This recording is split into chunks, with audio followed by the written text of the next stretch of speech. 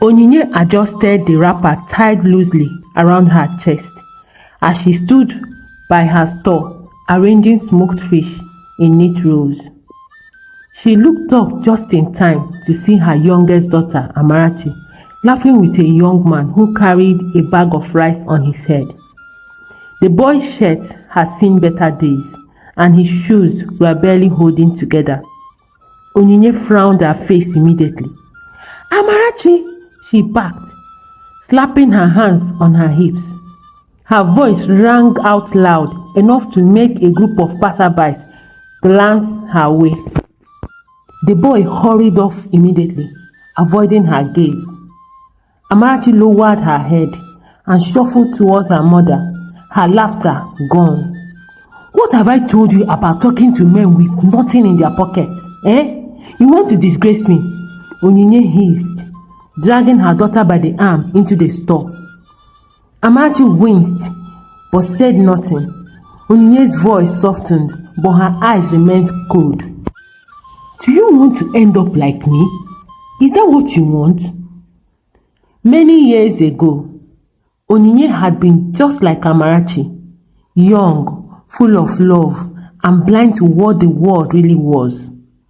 She had married her husband Azubike despite her family's warnings. "Love is sweet," she told them, laughing as she followed him into a tiny room where they slept on a mat. Together, they built a business empire. She sold palm oil in large barrels while he negotiated deals. It was not easy, but Onyinye never complained. When she was pregnant with her second daughter, she would back her firstborn, Adora, while pounding yam for customers in her roadside buka. Her hands were always sore and her feet ached, but she was happy because Azubike was always there. Onyimo, don't worry, one day we'll eat like kings. I'll treat you like the queen you are."